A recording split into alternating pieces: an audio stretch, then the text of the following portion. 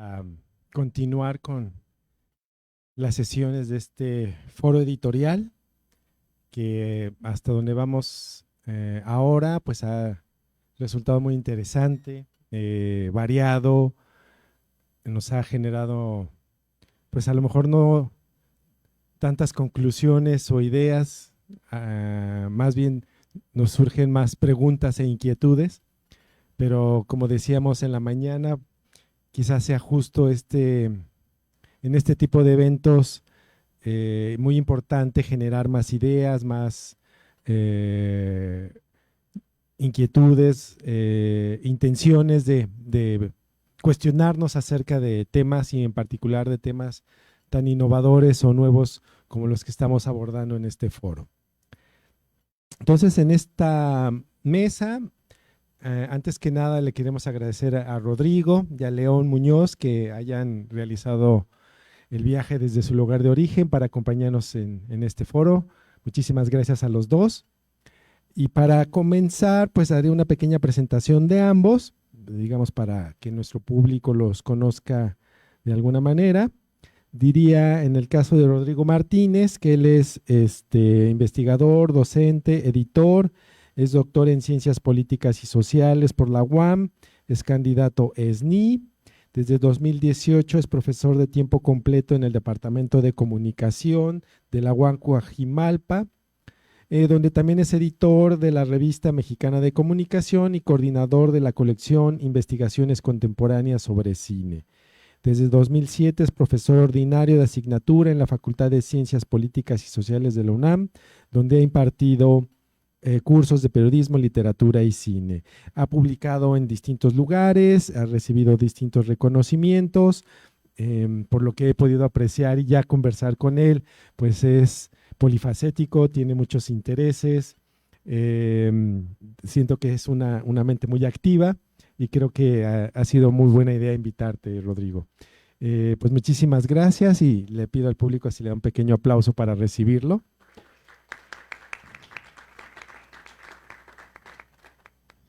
Ahora, para completar la mesa, nos acompaña León Muñoz Santini. Él es fotógrafo, editor y diseñador que reside en la Ciudad de México, estudió Ciencias Políticas en la UNAM. Desde el 2002 trabaja de manera independiente en el diseño gráfico, especializándose en el diseño editorial, la edición y la fotografía editorial. Su trabajo ha sido reconocido con diversos premios. En 2 ocasiones se le ha otorgado el New Horizons por la Feria del Libro Infantil de Bolonia y tiene más reconocimientos, ¿no? En 2013 fundó el proyecto editorial independiente Gato Negro Ediciones, que hoy cuenta con más de 200 títulos publicados, transitando e hibridando géneros como la fotografía, el ensayo, el manifiesto político, la poesía y el libro de artistas, y colaborando con multitud de autores y artistas editoriales, colectivos e instituciones de México, América Latina y el mundo. También es autor de libros y de distintas otras colaboraciones. Muchas gracias, León, por acompañarnos. Un aplauso también para él, por favor. Entonces ahora le cedo la palabra a Rodrigo para que nos dé sus impresiones para este foro.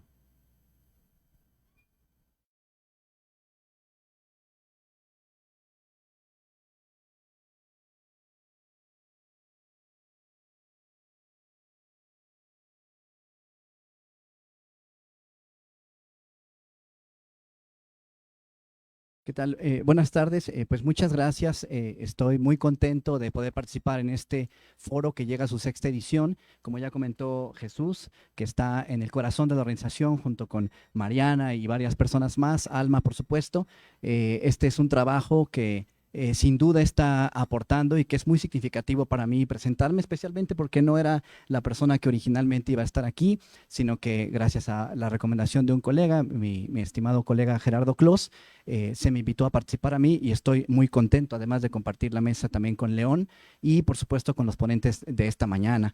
Entonces, partiendo de este punto, digamos, de interés que nos reúne aquí, esta mesa se intitula Diseño con Inteligencia y a mí me gustaría más bien problematizar y pensar en diseño con independencia y plantearlo, digamos, de manera interrogativa. Y esto lo señalo por lo siguiente: en estricto sentido, mi trabajo en torno a la cultura editorial, la producción de libros y revistas, no pasa tanto por el diseño. Debo confesar que mi experiencia no es directamente vinculable con el diseño, sino más bien con el trabajo editorial en general. Me han tocado proyectos como, por ejemplo, fundar las versiones digitales de revistas muy importantes de la UNAM como Punto de Partida o Punto en Línea, material de lectura, entre otras, periódico de poesía, pero después también, afortunadamente, en la UAM Coajimalpa, tuve hace 6 años que conformar parte del equipo, con mucho gusto, que le tocó transicionar a otra revista histórica, que es la Revista Mexicana de Comunicación, la cual convertimos exclusivamente en revista digital y le dimos un giro hacia una revista de divulgación. A su vez, como ya se mencionó por ahí, estoy con un proyecto de libros sobre cine que tienen un sitio web. Entonces, convivimos constantemente con el diseño, pero enmarcado en problemas más amplios, que son la producción editorial, la edición del trabajo, el periodismo y la comunicación en general. Entonces, mi propuesta en esta mesa es fundamentalmente proponer una problematización de las herramientas de la inteligencia artificial o de las inteligencias artificiales, porque en realidad sí, como dijo Scolari, es un problema en plural, en el marco sí de un caso en el diseño, de una herramienta de diseño, pero que lo podemos expandir a otras herramientas que también se están implementando en el periodismo o, por ejemplo, en el cine, que son otros temas de mi interés, y donde podemos ver que hay ciertos vasos comunicantes, ciertas conexiones. Las experiencias de estas herramientas son parecidas y son significativas. Y por eso parto de esta pregunta, no tanto diseño con inteligencia, sino diseño con independencia. ¿En qué sentido? Que ha hecho falta quizás cuestionar el problema que hemos estado trabajando en estas mesas desde la perspectiva de una continuidad, pensando en lo que se dijo en la mañana, que está muy presente, está muy vigente, y que es la continuidad del capitalismo, la continuidad de los sistemas económicos, la continuidad de los modelos de mercado, y donde, por ejemplo, podríamos hablar, y aquí sí me voy a basar en un autor cuyo nombre no sé pronunciar porque no hablo checoslovaco, Nick Ersnicek, quien nos habla en Capitalismo de Plataformas de una propuesta de investigación que dice: a ver, vamos a historizar a las plataformas en la economía y vamos a pensarlas desde esa perspectiva, y vamos a ver cómo hay continuidades en las cuales estas plataformas, lo hace pensando fundamentalmente en Google, Amazon, Facebook, etcétera, están de alguna manera buscando los viejos mecanismos del capitalismo y lo están reincorporando. Entonces, creo identificar algunos aspectos similares en el desarrollo histórico de las inteligencias artificiales. Y justamente, aunque no quiero abonar al fatalismo, pero en la mesa anterior decía Luis, suele haber escenarios catastrofistas y suele haber escenarios óptimos. Pero también, pensando en la primera mesa, se mencionó la película de Oppenheimer, y no estaría mal pensar en que de alguna manera la inteligencia artificial es otro proyecto Manhattan. Sobre todo porque si seguimos, por ejemplo, a Margaret Bowden, ya en los 60 fue el gran boom de la inteligencia artificial, y entonces fundamentalmente quien más invertía en la investigación de inteligencia artificial era la industria militar norteamericana. Entonces, ¿cómo no ser catastrofista si, como tantas tecnologías en la historia social de la investigación y el desarrollo tecnológico, la tecnociencia, no pudo la inteligencia artificial liberarse del escenario de que también se hizo investigación en ella para fines militares? Entonces, no quiero ser tan catastrofística, porque entonces caería en mi punto de partida, que es, a ver, detecté dos fenómenos que me parecen interesantes. Y parte de ello, de alguna manera, remite al diseño asistido con inteligencia artificial.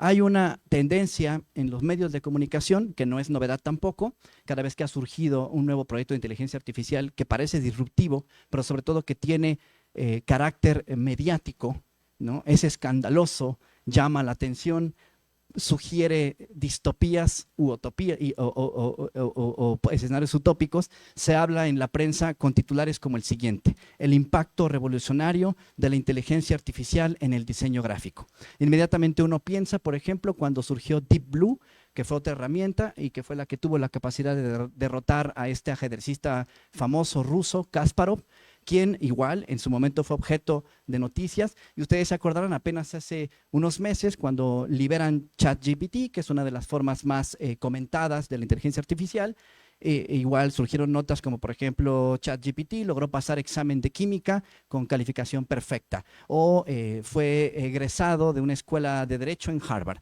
Y al mismo tiempo en Stanford, en Princeton y en varias universidades se indignaban los docentes porque los estudiantes comenzaban a utilizar ChatGPT y no revelaban sus fuentes con ética, y la respuesta de las universidades fue prohibir la herramienta, en vez de hacer talleres, incorporarla y discutirla. Pero bueno, aquí está el escenario mediático, ¿no?, que llama la atención, lo disruptivo, lo escandaloso. Es más, el titular sensacionalista para que los metadatos y el SEO hagan que circule la noticia y ganemos el clickbait en medios de comunicación. El segundo escenario me lleva a la reflexión desde la comunicación. Hay un teórico fundamentalmente consultado en el ámbito del análisis de medios y política, y medios y sociedad, que es Dominic Bolton. En un libro que le recomiendo mucho si están en esos ámbitos, Pensar la comunicación, partía de una idea que me parece muy interesante, que es: la función no la crea el medio. En otras palabras, Facebook, por ejemplo, no creó la función, ChatGPT no creó la función, o cualquier otra herramienta similar no crea la función. Los creadores de las funciones son las sociedades, los individuos están detrás de estos mecanismos, y si pensamos históricamente en la inteligencia artificial, podríamos decir, y aquí estoy citando a Margaret Bowden, una pensadora del tema, dos cosas. La inteligencia, dice ella, se diseñó para hacer cosas útiles, primera idea.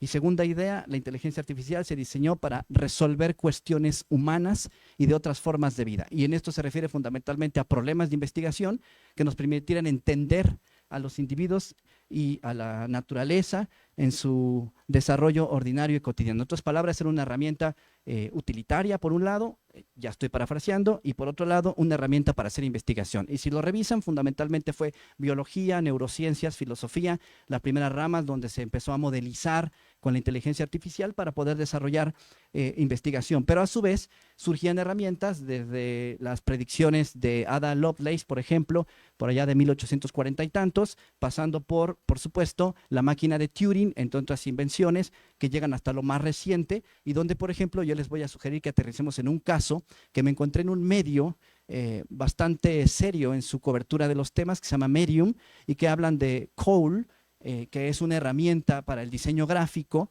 que le hace homenaje a Henry Cole. Aquí dice la pieza periodística que leí, que fue el creador de una tarjeta de Navidad en 1843, que me parece que es muy importante en la historia del diseño, y esa herramienta creo que me permite aterrizar una serie de conjeturas en las cuales mi punto de partida va a ser el siguiente. Hablamos en estas mesas de inteligencias artificiales como herramientas para asistir al trabajo, nos atemoriza que pueda reemplazar posiciones de trabajo también, etcétera, etcétera, que pueda desarrollar o no más la creatividad. Es decir, se le piensa como una gama de herramientas. Decía en la mañana escolar, hay que ir más allá de la visión de la herramienta, hay que pensarlo más ampliamente. Lo hizo pensando en McLuhan como en algo que va a modificar ambientes y que va a propiciar, y aquí yo también voy a estar pensando con McLuhan, nuevos hábitos, nuevas rutinas donde tenemos que fomentar la ética, la preparación, entre otros aspectos, para que haya una coexistencia entre estas herramientas y sean útiles para el trabajo. Pero yo también querría pensar que la AI es una herramienta del capitalismo. Sí, es una herramienta de las economías digitales, es una herramienta sobre todo del tema que hemos estado tratando, que son las minerías de datos, y que dice nuestro autor checoslovaco, que no puedo pronunciar correctamente, son la materia prima de nuestra época. Los datos y sobre todo el refinamiento de estos datos, hace la analogía con el petróleo, ¿no? El análisis de esta información se vuelve materia prima que podemos trabajar para generar estos perfiles que nos permitan lucrar con el entorno. Y ahí es donde voy a situar a Cole como un ejemplo de algo que en efecto puede asistirnos, puede potenciar características de las que se está hablando, como por ejemplo ayudarnos a generar plantillas automatizadas, darle forma a una idea original, reduciendo muchos procesos o talachas habituales que tenemos que hacer, etcétera. Y después nos ofrece un prediseño sobre el que podemos trabajar y ahí sí implementar la inventiva, etcétera. Sí, pero también Cole, que es de Microsoft, está compitiendo con Adobe y está compitiendo con Canvas en el terreno, y fundamentalmente lo que cuenta esta pieza periodística y unos estudios que también se han hecho sobre la herramienta, que de hecho surgió así en Microsoft Asia, es que puede permitir la edición de contenidos digitales sin acudir a una herramienta exterior. Es decir, en Code puedo hacer todo desde un principio y no me tengo que ir a Adobe o a InDesign o a alguna otra herramienta similar. Entonces yo pensaba, claro, es que esto es una disputa por el mercado. Y hace un rato en su participación, por ejemplo, el colega Carlos, que está por allá, ponía el ejemplo de Copilot, que es la contraparte de ChatGPT. Copilot es de Microsoft, ChatGPT es de OpenAI y por lo tanto ahí también una disputa por ganarse el mercado. ¿Recuerdan la historia entre Android y los demás sistemas operativos para teléfonos móviles? Son disputas de mercado. Entonces, siguiendo con esta idea, encontré 4 afirmaciones tentativas que se escuchan en los medios de comunicación. La quinta es mi preferida, ahorita vamos a ver por qué. Y esas afirmaciones van por lo siguiente. Hemos pensado las inteligencias artificiales en el diseño, por ejemplo, o en el periodismo, como escenarios. ¿Sí? Y el escenario siempre es la disputa entre si va a haber o no sustitución o desplazamiento de perfiles profesionales y que con ello se pueda perder ese espacio de trabajo. No tenemos, para mi gusto, suficientes evidencias para dar respuesta a ello, pero sí tenemos, digamos, ejemplos del pasado que ilustran que cada irrupción tecnológica puede reemplazar, pero también incorpora nuevos perfiles. Entonces, hay que conocer esos perfiles y potenciarlos. Segunda afirmación tentativa. Siempre se habla de las inteligencias como algo útil siempre y cuando se respeten los equilibrios. ¿Esto qué implicaría? Por supuesto, el uso ético, que en diseño, en periodismo, etcétera, son fundamentales, ¿no? Es decir, creo que es difícil que alguien construya algo en la actualidad sin tener referentes y siempre hay formas de hacer, digamos, honor a esos referentes, de citarlos, de mostrarlos, ¿no? Lo que alimenta nuestro estilo como diseñador, nuestro estilo como cronista o reportero, etcétera, y que permiten un trato ético. Pero decía algún editor de la Argentina, pero también que hay un énfasis en lo humano. Me parece pertinente, aunque también habría que pensar, no las inteligencias artificiales son humanas en sí mismas, es decir, fundamentalmente la discusión a las que las estamos sometiendo es si actúan algo así como de una manera autónoma. Entiendo que van a tener esa capacidad, pero no dejan de ser 2 tipos de replicaciones o simulaciones fundamentales del ser humano. La primera es las conectivas, que funcionan como las redes neuronales, que van aprendiendo, pero aprenden de nosotros, y las segundas serían las que podemos llamar simbólicas y que representan el conocimiento existente y trabajan sobre él. En otras palabras, son como infancias que poco a poco estamos ayudando a madurar.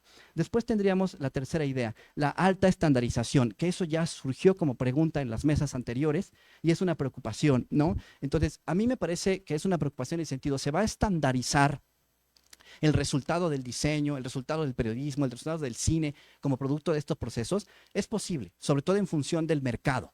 Pero también de pronto hice el ejercicio, creo que todos jugamos a eso un poquito, de preguntarle a Copilot sobre estas relaciones entre diseño gráfico y diseño gráfico en la era de la inteligencia artificial y a preguntas diferentes sobre diseño, sobre periodismo, sobre cine y sobre industria editorial, me ofreció respuestas análogas. Al final, Copilot siempre decía, podemos ver cómo la inteligencia artificial está revolucionando el terreno del diseño, o el terreno del periodismo, o el terreno cual que sea, ¿sí?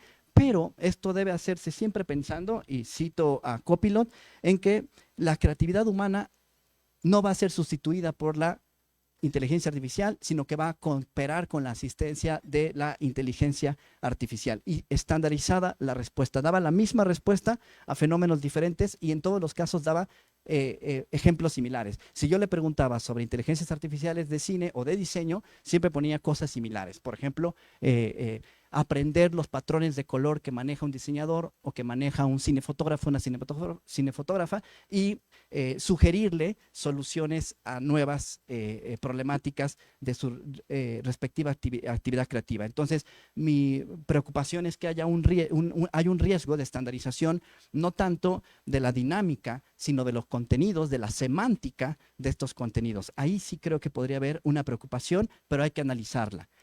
Cuarto punto. Viene la deriva de la economía digital. Y aquí es donde introduzco el caso de Cole. Ya lo adelanté un poquito. Esta problemática de que, por supuesto, las compañías que pueden invertir en estas costosísimas proyectos y que son muy distintos de los proyectos independientes. Por ejemplo, por aquí está Rafael Pérez y Pérez y él está trabajando con Mexica desde hace un tiempo en la Huancajimalpa, es nuestro experto número 1 en la materia. Si me está escuchando, espero que lo esté yo haciendo bien. Y en ese sentido, es un proyecto universitario que tiene la intención de comprender las narrativas generativas y cómo se puede producir a partir de dotar de conocimiento de la cultura mexica antigua, cómo se puede producir relatos con ella. Scolari ponía el ejemplo del verso de la Ilíada, ¿no? Canta, oh musa, la cólera de Aquiles, pero con otro estilo visual, y cómo la inteligencia le genera una imagen, etcétera. Proyectos independientes, pero Cole es parte de un gigante de la industria, ¿no? Microsoft, como lo es Adobe, como lo es Canva, o por ejemplo, hay empresas de periodismo como Bloomberg o como Forbes que crean sus propias inteligencias artificiales para automatizar los análisis de informes financieros y generar notas, y esas son cuestiones que la mayoría de los productores editoriales, los diseñadores gráficos no se van a poder permitir y que están dentro de la economía digital que sigue funcionando por explotación, subvención y una serie de características que no me va a dar tiempo de mencionar, pero en las cuales sí debemos tener cuidado en establecer en qué medida estas herramientas sí pueden potenciar o asistirnos en ciertos ámbitos, en otros tal vez nos van a embotar, estoy citando a McLuhan, o tal vez nos van a limitar creando plantillas que a lo mejor no nos permitan desarrollar creatividad, pero también en qué medida vamos a actuar desde una no independencia, porque no dejan de ser instrumentos de grandes corporaciones. Entonces, es una problemática muy seria y por eso, punto 5, leí un informe del Centro Regional para el Fomento del Libro en América Latina y el Caribe del 2020, en el cual hay un artículo muy interesante de Fran Rus, donde él habla, a ver, tenemos la posibilidad de fomentar política pública sobre la materia en América Latina y que pase por, 1, capacitar en competencias digitales, lo que decía de encontrar nuevos nichos, y 2, identificar nuevos perfiles profesionales. Pero esa política pública me parece que va a ser insuficiente si no partimos también de una legislación.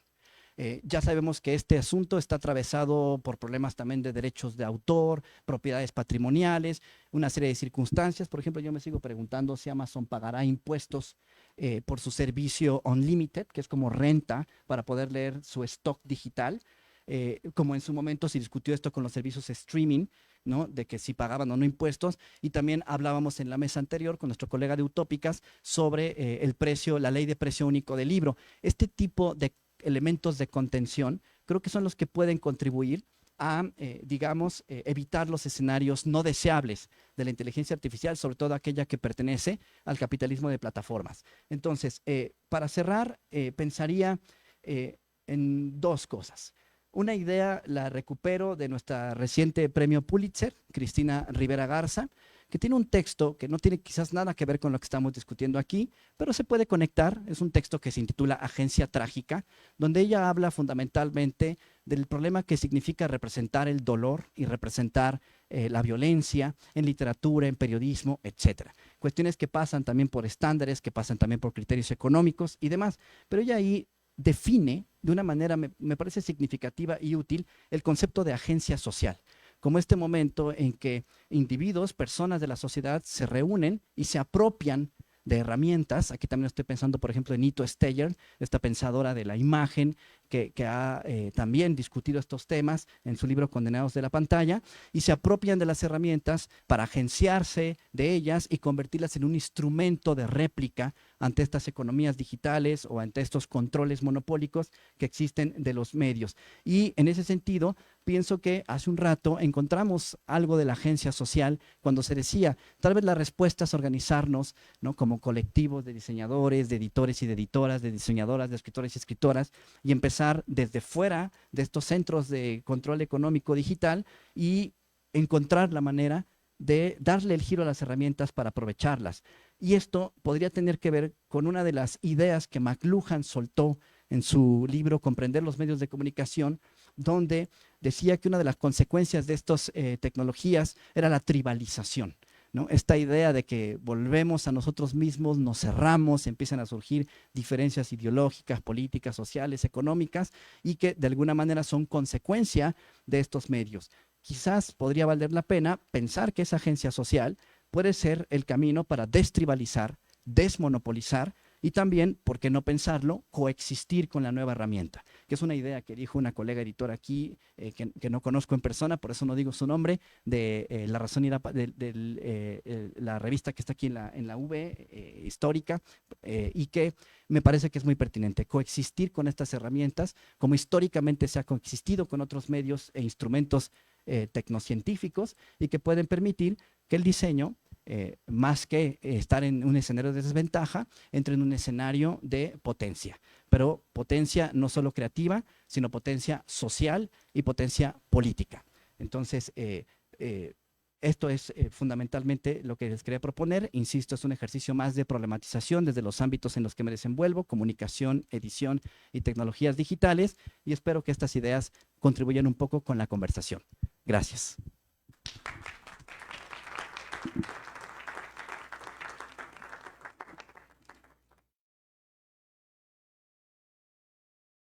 Gracias, Rodrigo, por esta introducción, digamos, entre teórica y reflexiva, que ha acudido a distintas fuentes, principalmente en los medios, pero creo que es una buena introducción.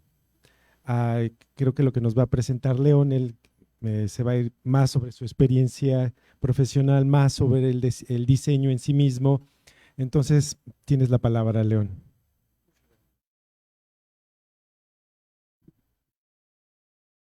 Hola, hola. ¿Ahí me escuchan? Ok. Bueno, Jesús, muchas gracias. Bueno, a ver cómo va esto.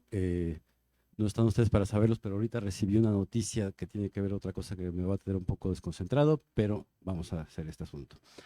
Bueno, pues muchas gracias por la invitación. Ya Jesús hizo un breve resumen de a qué me dedico yo.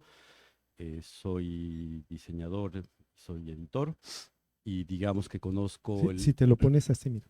conozco el proceso de lo editorial desde dos lugares diferentes, ¿no?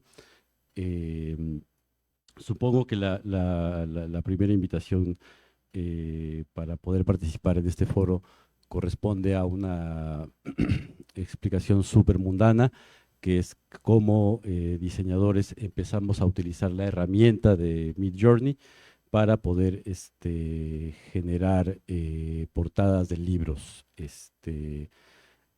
para algunos clientes que tenemos, que son editoriales más o menos comerciales, ¿no? Y supongo que es algo en el que no solo nosotros hemos explorado. Ha sido una experiencia interesante, también contradictoria, y que digamos que para resumirlo en alguna... A ver, quisiera enmarcar esta intervención o lo que pueda decir en dos aspectos. Uno muy pesimista con respecto al rol, a las dinámicas que estas nuevas herramientas previsiblemente van a generar en los procesos editoriales, en la salud, en la presencia, en la fortaleza, en la capacidad del gremio editorial y de la industria del libro de cumplir su rol social, que también es que depende de una condición económica y que es un rol político, y que se reduce esencialmente a que va a aumentar las formas de precarización de los procesos editoriales, de por sí muy precarios. Y por otro lado, añadir tal vez una nota muy optimista con respecto a que a partir de nuestra propia experiencia como editores, en donde digamos que una vez más un fenómeno tan grande que digamos que suscita tanta inquietud, que suscita tanto miedo, necesita de las herramientas de lo editorial para explicarse. Les voy a mostrar un par de ejemplos de libros que hemos hecho en ese sentido. No sé si hacer esto como una suerte de presentación y contarles el proceso de cómo se llegó a una portada y lo ilustrativo que es con respecto a los límites y las posibilidades que ofrecen estas herramientas o no. Pero tal vez en resumidas cuentas, la respuesta es que el uso de estas herramientas no te vuelve un mejor diseñador, pero sí digamos que multiplica las posibilidades de tu precarización. En el sentido de que sí efectivamente pone al alcance de un diseñador lenguajes gráficos que de otra manera serían inalcanzables. Una cosa que sucede, ahora el tema de la precariedad lo tengo muy presente, pues es que toda la cadena de lo editorial es bastante precaria y un pariente pobre, digamos que de esa cadena es el diseño. Cuando menos en el contexto nuestro, en el contexto mexicano, el rol del diseño es un rol, ¿cuál es la palabra? Supeditado a otra serie de procesos y con un tamaño de prerrogativas en torno al proceso del libro esencialmente mínimo o testimonial. Em, Pagar por diseño, pues, o sea, en esta suerte de ciclo complejísimo, laberíntico y virtuoso en el cual un libro puede ser rentable, el pagar por diseño, el pagar por imagen, el pagar por materialidad, es un gasto que generalmente se omite. Pues em, y eso, digamos que de alguna manera u otra, esta clase de herramientas van a potenciar esa situación, ¿no? Lo que decía Carlos, que me parece muy interesante, que es que no se puede dejar de pensar el surgimiento de estas herramientas dentro del gran behemoth del capitalismo y de ser funcional al capitalismo, finalmente como que va a convertir a los diseñadores que tengan acceso a estas herramientas como que un diseñador más eficiente, más rápido, más obediente y más puntual. Pues pero no necesariamente. Y a la pregunta que Carlos planteaba de esto va a generar un proceso de estandarización, yo creo que la respuesta es sí. Em, Finalmente, pues, o sea, no deja de ser muy interesante, muy intrigante y a la vez muy decepcionante la manera en la que estos sistemas nutridos de una cantidad inmensa de datos, que es esta suerte de gran construcción histórica y colectiva, que es lo que está en las nubes, lo que está circulando, etcétera, es capaz de regresar un espejo de cómo se narra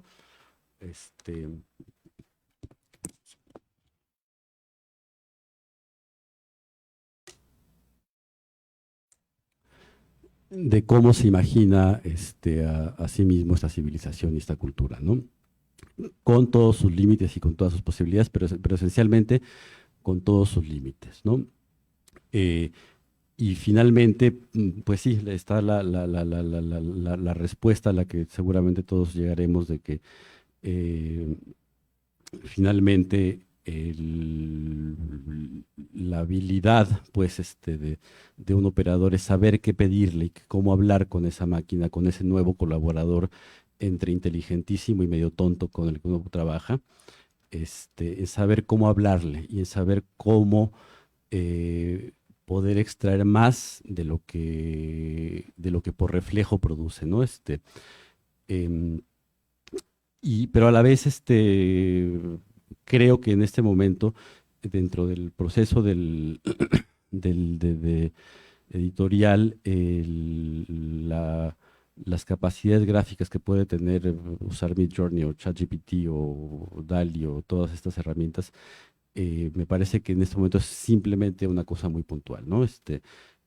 No hay que olvidar, pues, que el diseño editorial solo en una parte es diseño gráfico, o sea, diseño editorial es sobre todo acerca de economía y de circulación, ¿no?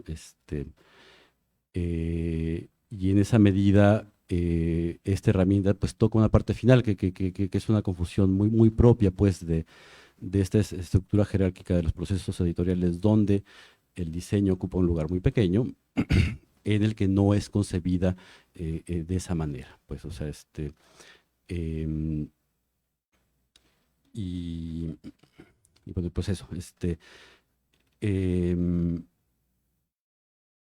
pero a la vez, o sea, sí plantea un dilema ético en muchos niveles, pues, para los cuales yo en lo personal no tengo respuesta. Y sí representa una amenaza existencial a ciertos procesos muy específicos del proceso editorial. Que aquí yo lo ampliaría a hablar del proceso editorial más que hablar acerca del proceso del libro, que es a lo que yo estoy muy acostumbrado por el proyecto editorial que yo tengo, que se acerca a hacer libros en papel, pero que en este contexto de la edición académica, de la edición universitaria, de la edición de divulgación, más fácilmente ha trascendido los campos estrictos del papel y del rol del fetiche del libro, ¿no? Y esos dilemas pasan, yo creo que sí para los ilustradores, para cierto tipo de ilustradores, para cierta escuela de ilustración muy en concreto, sí representa una amenaza existencial súper concreta. Pues, o sea, eh, para, y para procesos mucho más amplios, pues, o sea, que me imagino que es un tema enorme para el mundo de la traducción, por ejemplo. Eh, y pues de que se va a hacer uso de esas tecnologías, pues ya está sucediendo porque es un ahorro, pues, o sea, finalmente mis editores aceptan de buena gana, aunque con desconfianza, que yo les haga una portada con Midjourney, porque se ahorran tener que contratar a un ilustrador para que les haga ese trabajo.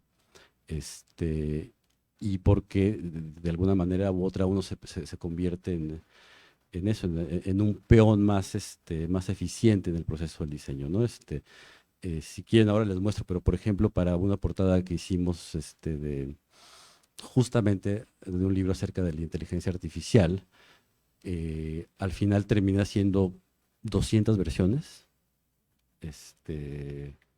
Digamos que la disposición a la autoexplotación se vio estimulada por esta posibilidad, y al final el resultado yo pensaría que no es necesariamente mejor a haber hecho algo de manera completamente análoga con lápiz y papel, ¿no? Este, y, y bueno, y eso pues lleva pues a una discusión más grande y más vasta, pues de que finalmente, y eso lo digo con mucha cautela porque me he dado cuenta cuando llegué aquí que aquí hay gente que lleva mucho tiempo trabajando, pensando y operando sobre estos sistemas, de yo intentar explicar esta suerte de black box en donde un input entra y un resultado sale, eh, pero digamos que esta suerte de gran capacidad para construir la moda y la mediana de lo que es nuestra cultura, que estas plataformas hacen en lo visual, es muy inquietante, ¿no?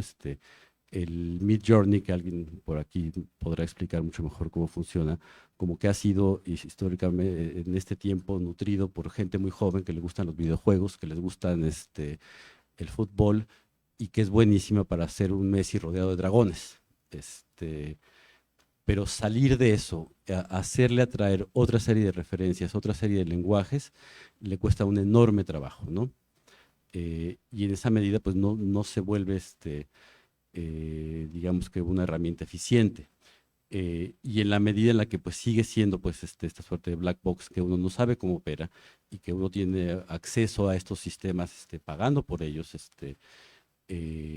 pues sigue teniendo esos límites. Supongo que, y ese es el trabajo de mucha gente que sabiendo pues romper esa caja y poder programar desde ahí, se podrían generar resultados mucho más interesantes, ¿no? Em, Pero bueno, esa es como que una parte en la que yo siento pues esto desde el rol propio de diseñador, de que, bueno, ahora tengo una herramienta para trabajar más rápido y hacer más propuestas, ¿no? Eh, pero finalmente la calidad de los procesos editoriales no está en la calidad de las herramientas, en la potencia de las herramientas que tengas, ¿no? Hay una frase que yo acuñé, pero podría atribuirse a alguien más, de que uno es tan buen diseñador como el editor con el que trabaje, pues, o sea, y, y si esa interlocución sigue sucediendo en los mismos términos, pues esas herramientas, digamos que no producen un salto cuantitativo, ¿no? Pero por otro lado, sí es, o sea, hablo en concreto en las herramientas de ahora para generar imágenes generativas a través de introducir prompts de texto.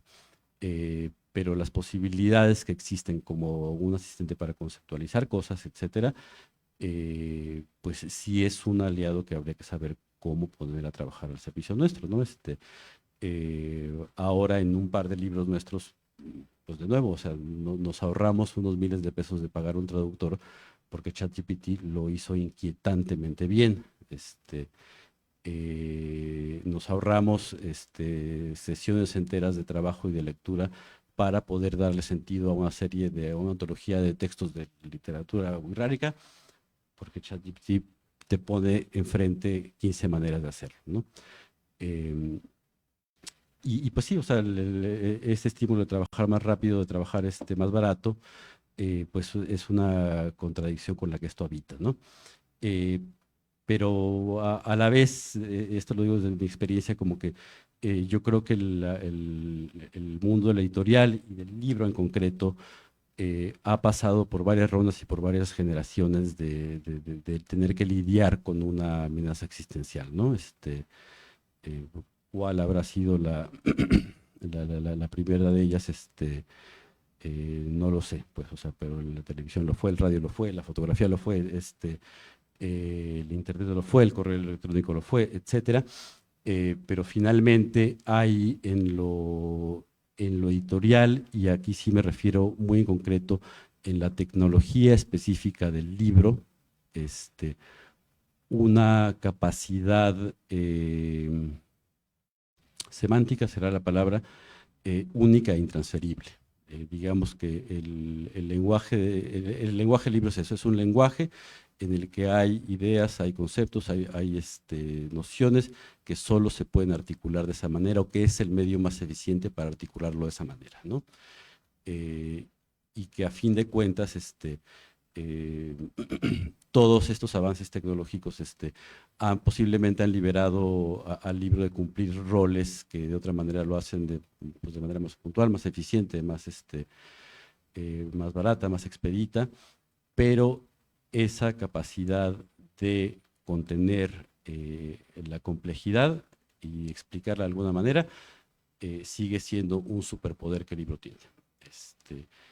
Y lo digo pensando, por ejemplo, ese no es un proyecto que tengo para mostrarles porque me tomaría mucho, pero por ejemplo ahora nos cayó el caramelo envenenado de la posibilidad de hacer un libro que es justamente la trayectoria inversa, que va acerca de, pues podría decir el nombre, de un ingeniero del MIT que hace 12 años generó el primer sistema ustedes díganme el nombre correcto, de generar imágenes a partir de texto, de prompts.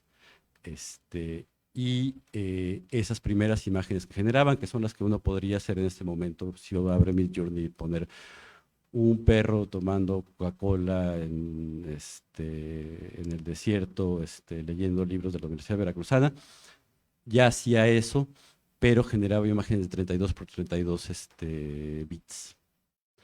Y es ahora visto como, digamos que esta suerte del NIPSE, de las imágenes generadas por inteligencia artificial, ¿no? Como que ese primer momento en donde a partir de introducir texto se puede generar una imagen que teóricamente lo describe. Y eso ahora, porque entra dentro de un sistema, se vende como arte y se vende como arte caro y se objetifica de esa manera de este es el NIPSE de la fotografía y son archivitos de 32 por 32 píxeles. Y la propuesta que ojalá suceda algún día de estos es hacer de eso un libro, es regresarlo pues a ese lenguaje único e intransferible, en donde está una noción culturalmente construida muy poderosa de que es el lugar definitivo para decir las cosas, ¿no? O sea, como que finalmente la idea de el lugar donde tú vas, donde un posible lector acudirá para mirar esa historia es en un libro, ¿no? Y sigue teniendo pues esta condición de fetiche, pues de prometer su sobrevivencia a uno mismo, ¿no? Como que esta suerte de idea para la eternidad, ¿no? Entonces, como que es interesante este rol de regreso. Y un poco eso, tal vez si les puedo mostrar algo, ¿sí se ven?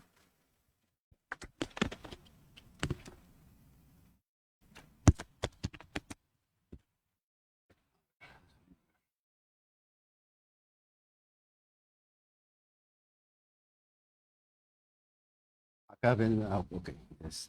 Bueno, les vamos a mostrar nada más de manera muy las tripas del proceso de hacer justamente un libro con inteligencia artificial.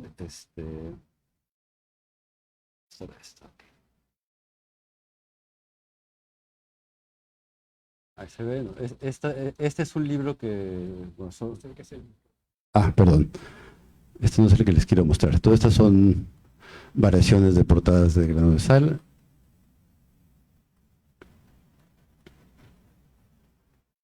Esto. Este es un libro para la editorial Elefanta, escrito por una persona de aquí, es un ensayito más acerca de la inteligencia artificial, con un mensaje positivo y alentador de que finalmente es una súper herramienta que nos vuelve irreemplazables, que seguramente es una conclusión a la que llegaremos aquí, ¿no?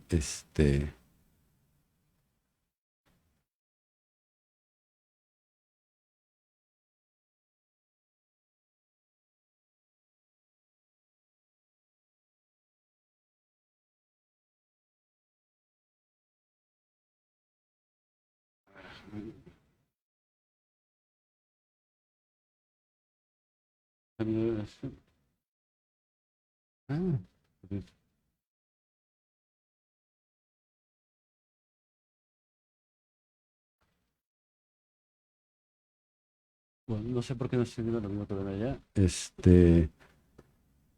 Pero bueno, esto da una idea de todas las, o sea, pues sí, o sea, digamos que generar cualquier imagen de estas de manera analógica, pues es imposible, o tiene otro tiempo, tiene otro presupuesto, tiene otra circunstancia. Entonces, digamos que el Midjourney, en este caso, libera la posibilidad de jugar en eso, pero controlar qué resultado se quiere y poder seriarlo se vuelve una tarea de mucha precisión, ¿no? Y de repetir y repetir y repetir y repetir y repetir, ¿no? Y al final, no sé, o sea, la portada que quedó fue esta. Y no sé si sea la mejor portada para hablarnos de ese tema, ¿no? Y a la vez es como que tiene que ver más con los procesos, que con las herramientas que uses, pues, o sea, una cosa curiosa e interesante que en su momento yo no le puse mucha atención hasta que el libro estaba impreso es que el editor puso mi crédito como ilustrador junto con Midjourney. Y esa es una pregunta así, León Muñoz Santini, Midjourney. Es una pregunta a hacerse, o sea, ¿quién es el autor de esta imagen? Si fuese hecho de otra manera, si hubiese sido una ilustración hecha en acuarela, así como León Muñoz y sus acuarelas marca Da Vinci, ¿no? Y es algo que pues todavía no está resuelto, pues, o sea, y a mí me parece pues que sí la autoría está en quien intenta manejar y controlar este asunto, ¿no? Y, bueno, y el otro libro que les quisiera mostrar es un libro que nosotros, que la editorial que yo tengo, publicamos, que va acerca justamente de esa suerte de esa tensión de la que hablaba Rodrigo, eh, que existe una suerte de incapacidad conceptual y operativa muy real en el que estos sistemas, que en este caso es de reconocimiento de imagen, pueda traducir conceptos complejos y que esto tiene consecuencias muy serias a la hora de aplicar estas tecnologías, no a nuestro pequeño nichito de la editorial, sino al control de procesos sociales más grandes, ¿no? O sea, como todos los programas de reconocimiento facial, etcétera, y cómo evitar que todos los sesgos que justamente ese gran resumen de nuestra cultura hace, lo consigue. Entonces, ¿dónde está?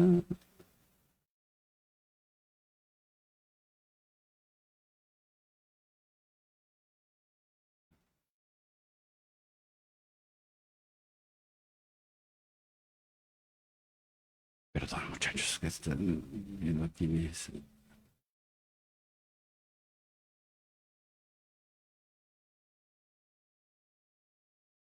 No, perdón, a ver, déjame ver.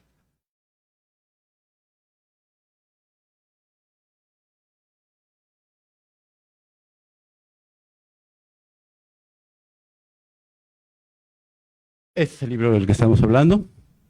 Es una colaboración entre Federico Pérez Villoro, que es un diseñador y artista de Guadalajara, pero basado en la Ciudad de México, y Chris Hamamoto, que es un diseñador formado en San Francisco, en el California College of Arts, pero que ahora está en Seúl. Y lo que los muchachos hicieron fue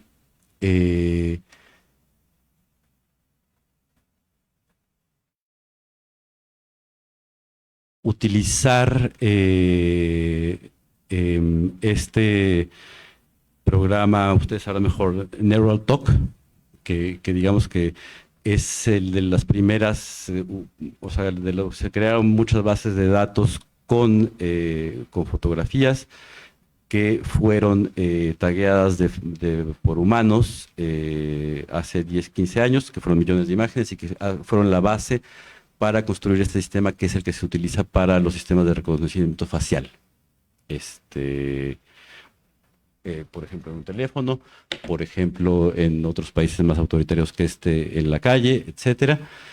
Y lo que hicieron estos muchachos fue correrle este programa junto con a un video producido en los años 30 en Estados Unidos, un cortito acerca del trabajo manual, producido en un contexto muy específico de la Gran Depresión y de las agencias que creó Roosevelt para salir de ahí. Y el Neural Talk falla permanentemente en describir qué es lo que está sucediendo ahí.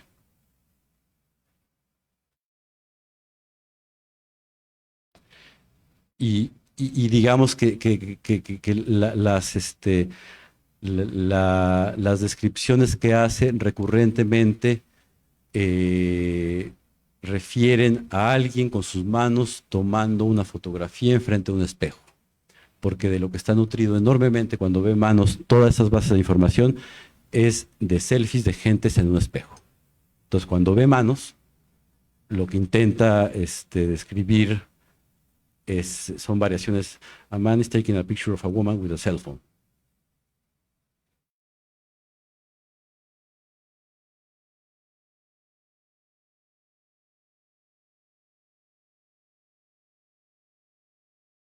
A person is holding a small device in their hands. Y de alguna manera como que este procedimiento desnuda esa imposibilidad de traducir conceptos y de deshacerse de los bias en torno a cómo que eso, o sea, cómo un programa alimentado de esta manera describe una persona mentirosa.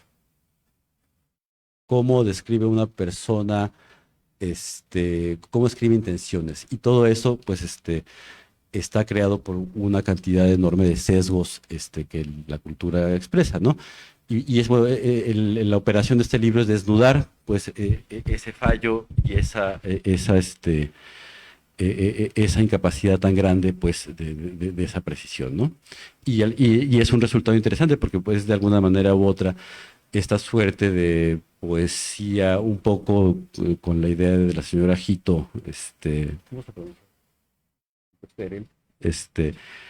Eh, de que finalmente debris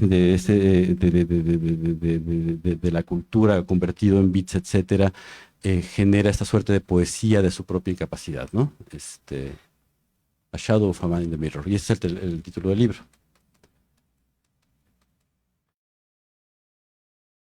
Y bueno, aquí viene una explicación fantástica al respecto de eso. Pero bueno, lo que les quiero decir con esto es que finalmente el recurso para contar esta historia, para problematizar en torno a este asunto, pues sigue siendo un libro, ¿no? Y ya, disculpen lo desordenado de mi posición, pero por ahí va. Un aplauso para León. Bueno, ahora vamos a pasar a un intercambio. En primer lugar, me gustaría preguntarles a Rodrigo, a León, si desean agregar algo más entre lo que ustedes mismos han compartido. De hecho, yo me atrevería, León, me queda una duda. Todas estas imágenes que nos proyectaste, todas fueron creadas por inteligencia artificial. Si todas estas imágenes que nos proyectaste de las manos fueron creadas con inteligencia artificial. Ah, ok. Es ¿no? Se trata de un pequeño corto producido en Estados Unidos en 1934. Ah, ok. En un contexto hiper específico, que es la Gran Depresión en Estados Unidos. Ajá, y ok. era como que una suerte de anuncio del valor del trabajo manual. Ah, ok. Ujú. Entonces, más bien, los captions, los subtítulos, son los que es la inteligencia artificial intentando describir qué sucede ahí. Ah, ok. O sea, el texto es el creado que describe las imágenes. Muy bien. Bueno, ya me quedó más claro a mí. Rodrigo, ¿tú quieres comentar algo? Bueno, creo que hay un punto de coincidencia muy significativo entre lo que hemos planteado en varios de estas mesas, y me hace pensar otra vez en esta frase que citamos de McLuhan, ¿no? La idea de el medio es el mensaje. Ujú. Y no podría estar más de acuerdo con León en la idea de que cada medio, en este caso el libro, por supuesto, tiene características, tiene sus propiedades, dijo lenguaje del libro, y estoy completamente de acuerdo, que permiten cumplir ciertos fines para los que fue pensado y que de otra manera no los va a poder realizar. O sea, yo no concibo ciertos libros de poesía si no es en formato papel. Como también ciertos libros de poesía que surgieron con el libro digital tienen ya ese nuevo lenguaje. Entonces creo que aquí está una clave muy significativa. Si logramos entender las propiedades inherentes a estos nuevos medios, ahora serían las inteligencias artificiales destinadas a estos fines, podemos apropiarlas justamente y hacer que enriquezcan la experiencia, ¿no? Y creo que ese es un punto clave en relación a estas tensiones de las que se han hablado aquí. Ujú. Y una pregunta más, León. En estas imágenes o en todas estas versiones que nos proyectaste de una misma portada, ¿cómo se generó una variación entre otra a partir de la inteligencia artificial? Sí, te digo, a lo mejor se vuelve muy tedioso, pero a través de escribir un prompt, a una serie de instrucciones a la plataforma Midjourney, e intentando ser lo más preciso posible, pero también entendiendo que uno no entiende a partir de qué decisiones toma, ¿no? Esta idea de que es una caja negra, de que pues, uno lo suelta y regresa algo, y en esa medida es muy difícil de controlar, de domesticar, de llevar a la precisión, pues prueba y error, prueba y error, prueba y error, prueba y error, prueba y error. Pues, o sea, más o menos así. Pues, pero te digo, eso como que de que tener este super asistente de capacidades infinitas, pero a la vez medio tonto, pues en el sentido Sí. de lo que pueda hacer. Y te digo, o sea, como que justamente filtrado por todos estos sesgos de la información a partir de la cual conforma estos procesos, ¿no? Es muy interesante, por ejemplo, en el concreto de Midjourney, que la persona, si uno pone el prompt, una persona hablando, la persona media, pues, hasta que Midjourney imagina, es una chica joven, güera. Y eso supongo que tiene que ver porque en un principio era utilizado por adolescentes gamers que les gustan el fútbol, que les gustan las muchachas güeras y que les gustan los dragones y los videojuegos. Pues, o sea, entonces, y poder controlar cosas más específicas y referencias culturales un poquito más exógenas, pues le falla, ¿no? O sea, como que buscando referencias que resulten más o menos comunes, funciona infinitamente mejor, ¿no? Eh, por ejemplo, no sé, haz de cuenta de escribir Trump bailando en el auditorio de la Universidad Veracruzana, lo hace estupendamente. Porque hay una cantidad de imágenes en todo nuestro Señor inmensa. Si le pones, por ejemplo, Andrés Manuel López Obrador bailando en un auditorio de la...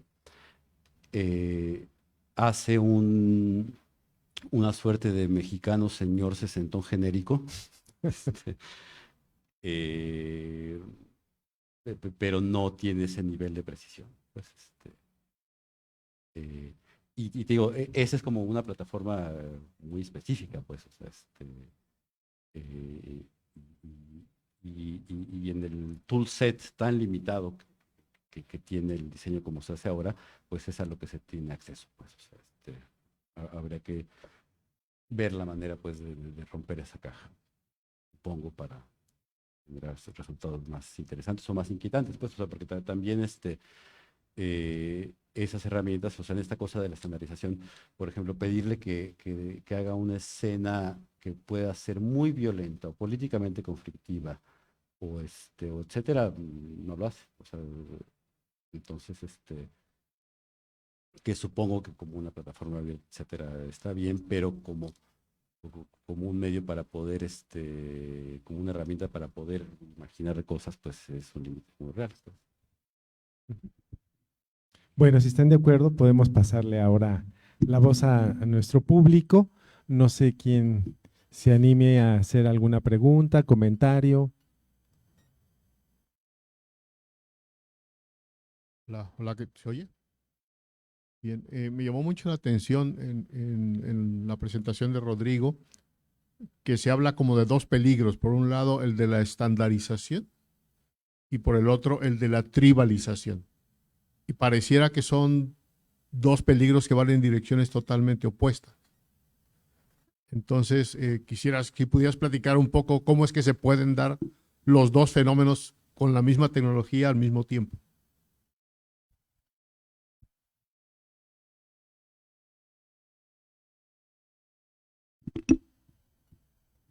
Sí, gracias por la cuestión. En realidad, estoy recuperando algunas de las observaciones que se han hecho sobre el tema y por ejemplo, me gustaría ejemplificar la estandarización con lo que Lev Manovich, que también ha trabajado con estos temas, llamó en un libro que tradujimos ahí en la UAM Coajimalpa, Instagramismo, ¿no? Esta idea de que si ustedes lo analizan y miran en este mismo momento sus teléfonos móviles, pero incluso también algunas cámaras digitales y después utilizan además esta aplicación de Instagram.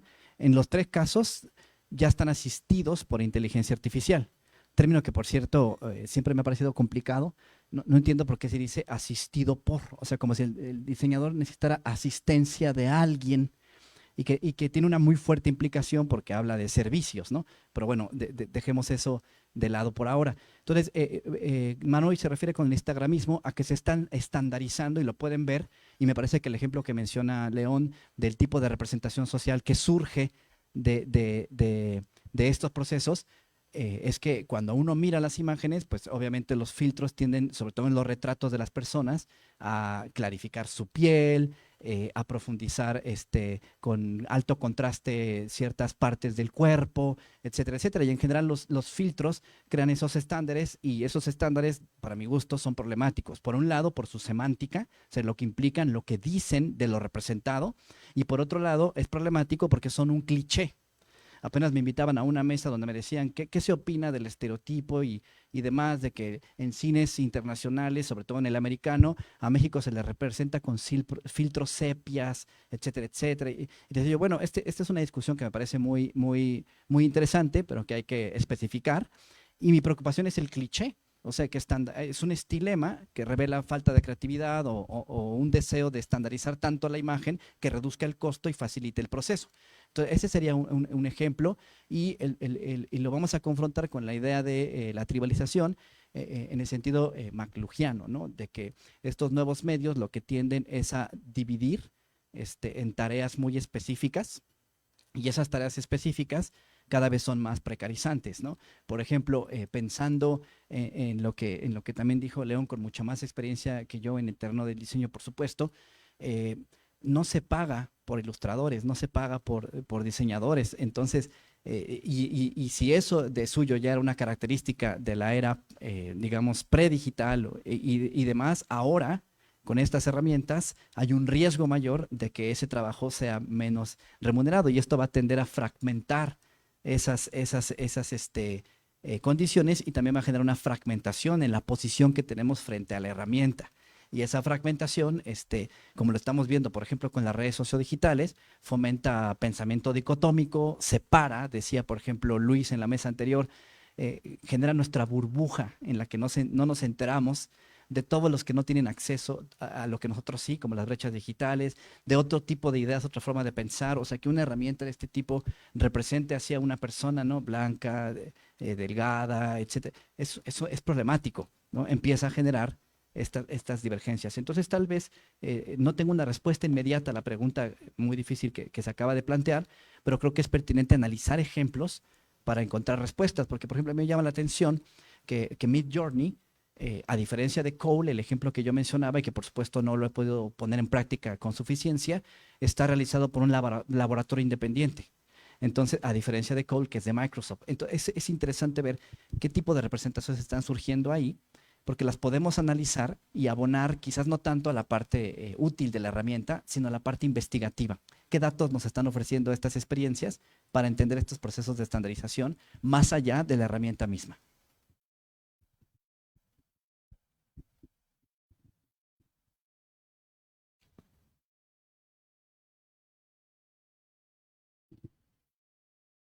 Buenas tardes. Creo que esta pregunta iría más bien dirigida a León, aunque cualquiera de los dos podría contestarla, o se refiere a este tema de la autoría que ya por ahí se deslizó en relación con la imagen de la portada que entiendo, se decidió por medio de inteligencia artificial, de algún programa. Yo, quizá formada a la antigüita, me preguntaría, todos los libros tienen en la parte de los créditos un renglón donde dice imagen de portada, fulano de tal o fulana de tal. ¿Qué se pondría o cómo resolvieron ustedes eso? ¿Simplemente lo omitieron o se mencionó imagen de portada obtenida por medio de inteligencia artificial? Y eso me lleva también a otro campo, pero con el mismo problema, por así decirlo, que sería el de la traducción, porque igualmente todo libro lleva como un crédito muy importante, todo libro en lengua extranjera, el crédito de traducido por X. Si se usó un programa de estos, una plataforma de traducción, igual, bueno, son como preguntas que yo me hago también, ¿no? ¿A quién se le va a atribuir esta traducción? Y además hay muchos programas de traducción, ¿no? O sea, se tendría que especificar traducción realizada con la plataforma DeepL, por ejemplo, que es la que yo considero mejor para el español, inglés-español en este momento. Y incluso desde el punto de vista de los derechos de autor, quizás es algo que iría más bien relacionado con Jesús. ¿Qué problemas plantea esto, no? Son, como ven, todos problemas relacionados con, o dudas que me surgen relacionadas con la autoría, que quizás pues es un concepto también un tanto pues ya en retirada, tal vez, por lo mismo que se decía en la mesa anterior, ¿no? De acostumbrarnos a trabajar en coworking, con las máquinas, etcétera. Pero bueno, surge como dudas. Gracias. Pues te lanzaba a ti la pregunta, León.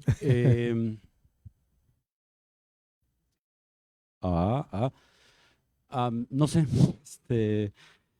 En el caso específico de ese libro que hice con mi amigo Emiliano Becerril, él decidió darle crédito también a la herramienta. Pues yo no lo sé, no tengo una buena respuesta para eso. Porque bueno, si no hubiese una intención de intervención de alguien buscando un resultado, eso no sucedería. Y también tiene mucho que ver con ciertas prevalencias de precarización del trabajo de diseño en los procesos editoriales, que es que si no chambeas mucho, no cuenta.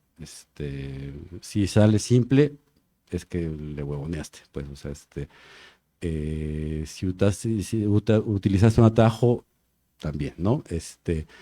Y lo decía hace rato, pues, o sea, si para la portada de un libro, pues tomo una foto, no dice León Muñoz, cámara Sony A574, con lente de 35 milímetros 1.4, pues, o sea, y en el caso concreto del diseño, a lo mejor no tiene que ver con o tiene que ver con la respuesta, pero me permito comentarlo finalmente el diseño y el diseño editorial, que les digo que en mi experiencia es muy precarizado en los contextos como el nuestro, y tiene una prerrogativa muy pequeña, pues, o sea, digamos que en esa cosa, piedra, papel o tijera, editor mata autor, autor mata, todos matan de diseñador, pues, es un trabajo, pues, ahí con un nivel de esquizofrenia grande, pues, porque finalmente también uno forma parte de un proceso colectivo más grande, o sea, que es muy raro procesos editoriales que no sean colectivos, pues, o sea, y la esquizofrenia y la frustración de cualquier diseñador inteligente es hace un trabajo con un pedacito así de creatividad, pero que tiene que cumplir un rol funcional más grande, ¿no? Y cuando menos en el contexto mexicano es algo que tiene 40 años, darle crédito al diseñador de una cubierta, pues, o sea, y que tiene que ver también con cierta suerte de ética el diseño como profesión es relativamente joven, pues, o sea, tendrá en México, y fue la UAM, tendrá 50 años, pues, o sea, y generalmente fue un blue collar job, pues, o sea, un trabajo, de obrero, pues, y Y ya, bueno, eso. No sé. Bueno, nosotros ya tuvimos, Diana, digamos un poco como para ir tratando de tener algo de claridad sobre las preguntas que nos haces, ya tuvimos una primera portada de un libro de la editorial, que de hecho lo trabajó Aida. A Aida le pusimos como crédito que el diseño fue tuyo, apoyado o desarrollado solo por la inteligencia artificial. ¿Cómo le pusimos? Bueno, aquí es importante decir, como preámbulo a esa respuesta, que pues estas inquietudes precisamente ya estaban en la mesa del trabajo editorial, ¿no? Entonces, pues bueno, sí, efectivamente el trabajo del diseñador, el trabajo del ilustrador es un trabajo bien precario. Quizá en el ámbito que nos desenvolvemos en lo académico, bueno, pues operamos de manera diferente a una empresa, ¿no? Y totalmente diferente a lo que es la edición independiente. Entonces, pero lo que sí tenemos es pues mucha carga de trabajo, ¿no? Y pocos ilustradores. Entonces, pues en esta suerte de hacer el trabajo, de sacarlo, pues yo tengo algunas herramientas, pero no soy ilustradora. Entonces llegó el momento en que me planteé la alternativa, ¿no? Bueno, pues están las herramientas, voy a probar utilizarlas. Y hace tiempo que vengo haciendo varios ejercicios al respecto y vamos, empecé a trabajar sobre el hecho. El título es un título que me daba la pauta para hacerlo porque es un título que se llama Narradores Mexicanos del siglo XXI, entre la entropía y la negentropía. Entonces planteaba precisamente esos cambios que se dan o no se dan. O sea, estamos haciendo más de lo mismo a lo largo del país, estamos narrando diferente o lo seguimos haciendo de la misma manera pero con otras herramientas. Entonces, pues fue plantear esto, ¿no? La posibilidad de decir que teníamos quizá a un coordinador editor bastante tradicional, tú hablaste de eso, bastante costumbrista, que es Norma Angélica Velasco, ¿no? Pues una suerte de hacer de la manera pues más tradicional libros, ¿no? Entonces sí fue hasta cierto punto un desafío plantearle una alternativa, pero se la planteé precisamente en esa divergencia que se habla. Yo planteé unas múltiples miradas, un óleo de un humano, en donde eran múltiples miradas. Y también planteé una, y no fue una, fueron varias, a las dos imágenes que elegí después de bastante trabajo, como dice León, un ir y venir, un ensayo y error, un lograr la paleta de colores que yo quería y la imagen que me dijera, ¿no? Una imagen subjetiva. Creo que la herramienta está dada ahora para lo subjetivo, obviamente lo objetivo queda descartado. Y bueno, planteamos esa alternativa y para mi sorpresa fue bien recibida y fue elegida la imagen trabajada con IA, ¿no? Precisamente se daba el debate de que tal editorial había retirado sus títulos porque había encontrado que no le habían declarado. Estábamos en pleno debate cuando Norma Angélica tomó la decisión de vamos, hagámoslo ya. Esto me parece que es adecuado, ¿sí? Porque aquí no hablamos de ni lo mejor ni lo peor, sino lo adecuado desde un punto de vista editorial, hagámoslo. Y decidimos todavía con esa suerte de desafío desde la editorial de no tener quizá todos los argumentos dados para hacer el uso. Yo le decía a Jesús, bueno, lo planteamos desde el punto de vista de lo legal, ¿no? O sea, ¿cómo lo plantearía? No llevamos, Jesús, mi crédito, solamente pusimos en donde va diseño de forros, dice ilustración de forros asistida con Microsoft Bing, generador de imágenes de design, con tecnología de DALL 3. Ese fue como en nuestro lanzamiento de una imagen que por lo demás pues ha sido bien recibida. El libro se acaba de presentar, se lanzó ya en redes y no hay cuestionamientos al respecto, ¿no? Entonces, pues es como nuestros pininos, ya no es el primero, ya hay otro más circulando en la plataforma digital de imágenes y pues no lo veo en absoluto pecaminoso, creo que es la herramienta que estamos, pues quizá el término asistido habrá que revisarlo, ¿no? Que revisarlo, ¿no? Pero pues sí estamos lanzándonos ya. Este foro es precisamente para aterrizar muchas cosas, muchos de esos debates y temores que se tienen, pero pues así es como lo estamos haciendo, Diana. Y ya más específicamente en el tema de los derechos de autor, pues tendremos nuestra mesa. Acá está María Fernanda, que la veo que está muy atenta, que está tomando nota de lo que están diciendo los demás participantes. El día de mañana en la tarde que abordaremos de lleno ese tema, seguramente van a salir todas estas cuestiones, todas estas dudas. Yo creo que, bueno, lo que dijo Rodrigo me quedó vibrando, que es entender el medio, y también yo creo que habría que entender un poco la naturaleza del sello editorial que está generando determinado producto, y aquí quiero ser un poco abogado del diablo. Esta tarde entregamos la medalla al mérito universitario a Guillermo Barclay, quien es uno de los primeros viñetistas de la colección Ficción.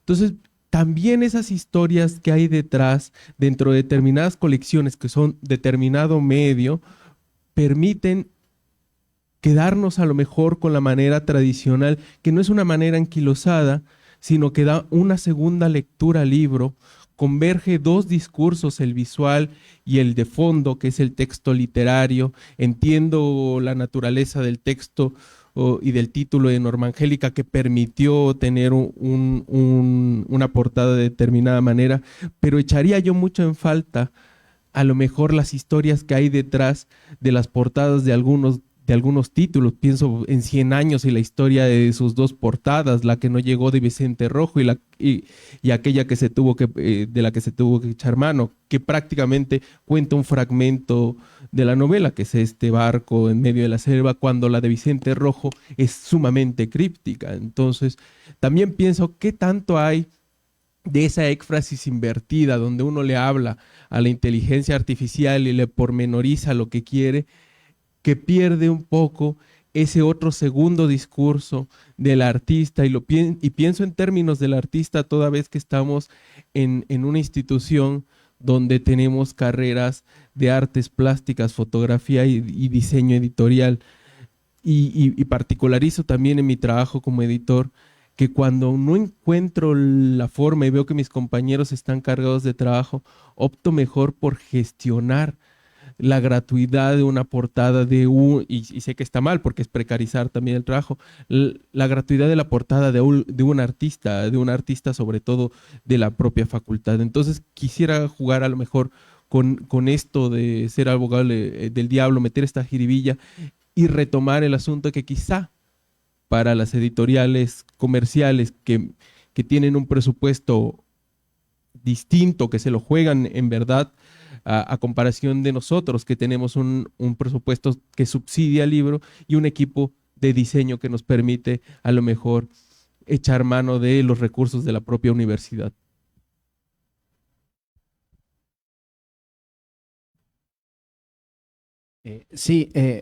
Quisiera animarme a partir de lo que se acaba de decir, porque coincido completamente a un escenario. Es decir, yo estaba pensando en la autoría mientras platicaban, y sí, por un lado está la propiedad intelectual, y pensaba en un colega de la Argentina que decía, es que la cadena del proceso editorial comienza con el autor, pasa por el editor, llega el librero y finalmente el lector.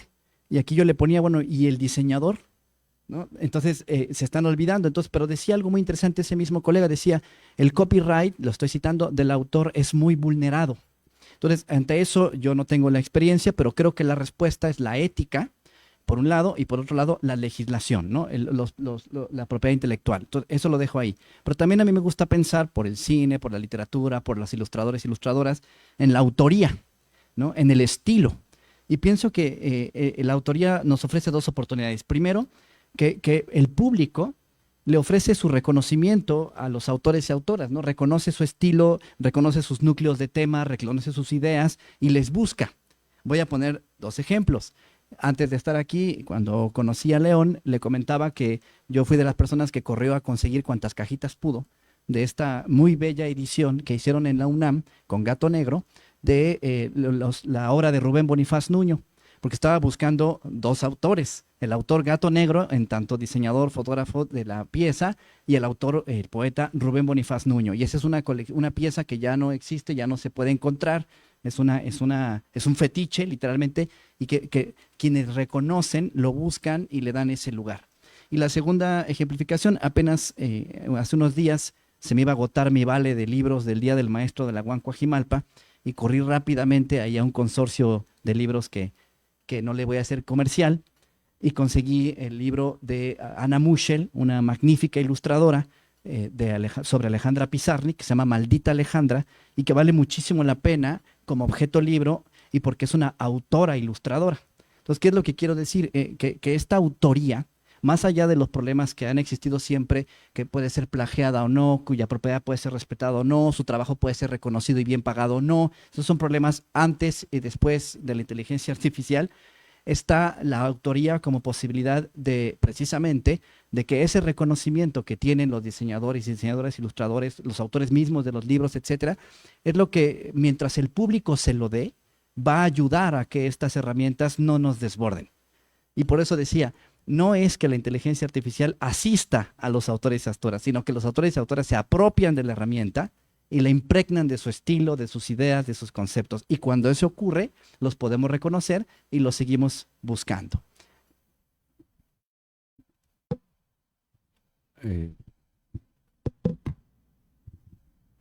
Ahí. Se me fue un poco lo que iba a decir, pero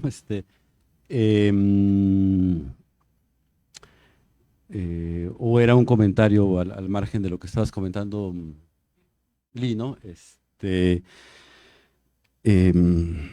Tal vez una de estas asistentes de inteligencia artificial debería de ayudarnos y seguramente ya existe en el departamento de mercadotecnia de Random House, cuando menos en Estados Unidos. ¿Qué diferencia hace un libro bonito en venderse más que un libro feo? Yo no lo sé. O sea, lo que sí sé es que un libro feo, un libro mal hecho, un libro que su presentación no honra su contenido, puede sobrevivir a su condición fea si el contenido es poderoso. Y al revés no pasa lo mismo. O sea, un contenido malo puede hacerse pasar por algo, por un embellecimiento del asunto. Y más bien creo que se sale pues del tema de la conversación, pero sí es algo que yo he tenido muy presente en mi propia práctica profesional, que es que los procesos editoriales es muy complejo que sean rentables. Y digamos que las reglas para las que opera, que generalmente son las mismas para una editora así que para una editora así, premia el volumen, premia la masa. O sea, puede ser más o menos un negocio, vivir de hacer libros y es muchos. Y la distribución es un negocio que cuesta sobre el tiempo. Y en esa medida, la presencia del dinero público bajo la asunción de que la lectura es un bien, es un derecho, y esa medida es un derecho que se tiene que garantizar su acceso, y en esa medida la presencia de dinero público es muy importante, y ha sido históricamente muy importante en este país. El número por ahí existe, pero de los títulos, de las no sé cuántos miles de títulos se publican al año, más del 50% tiene de alguna manera u otra dinero público atravesado, lo cual no está mal. Pero lo que sí históricamente ha sucedido es que eso de alguna manera u otra, desde lo editorial y desde la imagen de los libros, es un incentivo perverso. Porque en esa medida de, si el negocio ya está hecho, o sea, a lo mejor puede ser una metáfora machurrina horrible, pero si no tengo que ir así, véanme, cómprenme, estoy interesante, si puedo salir en chanclas a la mesa de novedades, pues ¿para qué? Y, y eso me parece que ha empobrecido pues la calidad de los libros que se hacen aquí, y también esta visión muy reduccionista, pues lo que les decía hace rato de el diseño editorial no es diseño gráfico, es acerca de economía y de circulación. Y aquí hay, y está ligado a la industria gráfica y editorial, o sea, las imprentas, al papel que se consigue, a la capacidad de realizar ciertos procesos, pues, o sea, y en esa medida ya existe una suerte de estandarización de cómo es un libro barato en México, que ni siquiera es la manera más barata de hacerlo, ¿no? O sea, que va a ser un libro tamaño media carta, que va a estar hecho en papel cultural de 75 gramos, que va a estar pegado con hot melt, que va a tener un forro de cartulina sulfatada de no me acuerdo cuántos puntos, que va a tener un plastificado mate, punto. Y que va a ser una portada en 4 tintas. Salirse de ahí, es cómo, etcétera. Y digamos que no se ataca, no se ataja la materialidad del libro, pues, o sea, y finalmente, pues, en esta cosa de lo digital, del bit, etcétera, el superpoder que tiene un libro es su condición táctil, su condición de objeto, su condición de que vive contigo, su condición de que no se va a la luz y ahí sigue, etcétera. Y no hay, o son muy pocos los incentivos, pues, para darle la vuelta a eso, pues, y un aprendizaje es que se puede hacer el libro más sexy, guapo, bello del mundo con 3 pesos. O sea, no es necesariamente un límite económico. Sí, medio autoprecarizándose todo el mundo, pero hacer el libro más bello del mundo no es necesariamente una cosa económica, ¿no? Y sí tender esa relación de necesita y merece ser un objeto bello, creo que es importante como un vector, y sobre todo en libros hechos con dinero público, pues, o sea, de que se hacen muy en automático, como el negocio ya está hecho y es de alguien más, entre más rápido se haga mejor. Y efectivamente, porque yo lo sé, yo he estado en los procesos, o sea, de que no sé cuántos títulos publique la Universidad Veracruzana al año, pero yo sé que el presupuesto para ilustrarlo, para etcétera, etcétera, etcétera, es 0 o 1 o 500 pesos, etcétera, y hay una cola así. Bueno, ya, nada más. Sí, bueno, quisiera preguntarle a León y a Aida en relación con la percepción de autoría, ¿no? Cuando trabajan con herramientas como Midjourney, ¿no? Me imagino, por ejemplo, que uno le atribuye, uno reconoce la autoría o la participación de la herramienta en la medida en que uno siente que comparte la autoría de alguna manera. Entonces, comparado con el uso de herramientas previas, ¿cómo sienten, cómo perciben su propia autoría de los productos?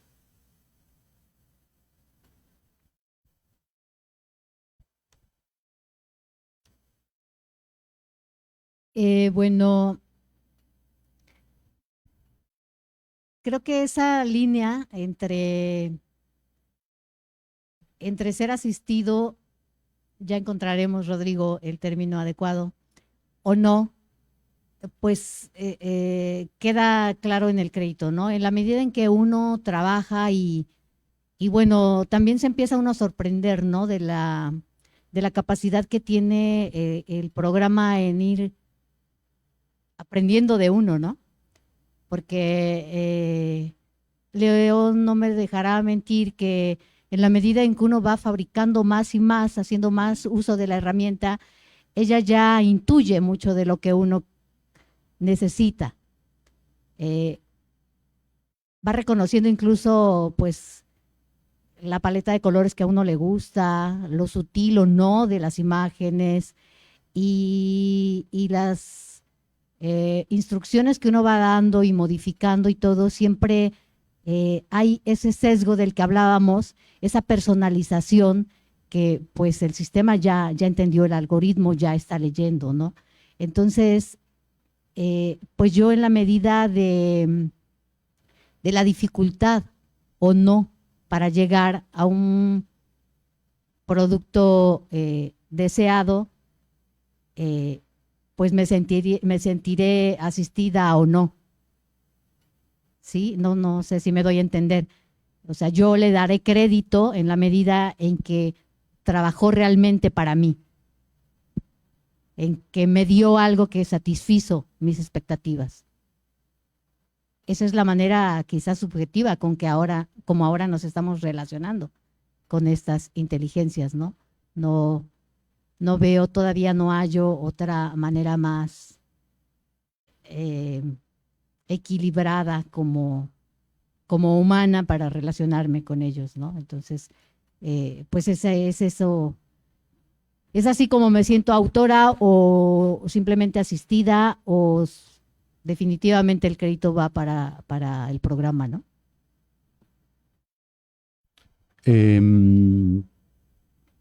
Como todo, ya lo comentábamos, es contradictorio y ambivalente, pero mientras lo charlamos, yo pensaría que la autoría es enteramente de quien pone esa herramienta a trabajar. Es una herramienta más. Y digamos que si no hubiese quien opera eso, eso no sucedería, ¿no? Entonces, y de nuevo, pues, o sea, el diseño editorial es el cuello de botella por el cual pasan muchos procesos, pues, y que son colectivos. Y en esa medida eso se diluye entre muchas partes, pues, o sea, no sé, yo de los libros que hago habré hecho cientos de tapas de libros usando solo la tipografía Accidens Grotesque, que es una tipografía alemana de 1881, que es como el antecedente, la helvética, etcétera. Y pues allá quien le debo es al fundidor alemán de Heidelberg que hizo esa tipografía, y ya, pues, o sea, pero sí es esta suerte de relación ambivalente, pero digamos que por una suerte de instinto gremial, no, sí, yo soy el autor de esa imagen, claro, o sea, utilizando una herramienta que tiene toda una serie de condiciones, pero quien la pone a operar con una intención es una mano humana y ya, pues. Bueno, se nos agotó ya el tiempo, Carlos, perdón, porque aquí cierran puntualmente el recinto. Entonces, pues no nos queda más que, ya sé que tenemos muchas ganas de seguir preguntando y quizás muchas dudas, pero tenemos que concluir esta mesa. Entonces, nuevamente, muchas gracias, Rodrigo, muchas gracias, León, por su participación. Y queremos entregarles un reconocimiento de parte de la Feria del Libro y de la editorial por su participación. León, un aplauso para León, un pequeño obsequio también de la editorial y su reconocimiento para Rodrigo.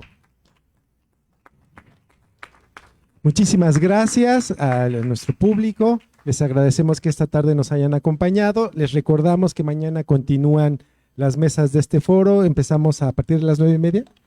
A las 9:30 es la mesa de día de mañana. Allá tenemos a los participantes que son más científicos más especializados en el desarrollo de la inteligencia artificial, no directamente relacionada con el mundo editorial, pero también será seguramente muy interesante. Muchísimas gracias. Seguimos con las actividades de la feria. Ya saben, estamos en la Casa del Lago y de parte de la editorial también los invitamos. Vamos a presentar nuestra colección de audiolibros. Estamos dando un paso en otro ámbito, podríamos decir también digital y con nuevas tecnologías. Es a las 7, ¿verdad? En la Galería de Artes Plásticas en la Escuela de Artes. Muchísimas gracias.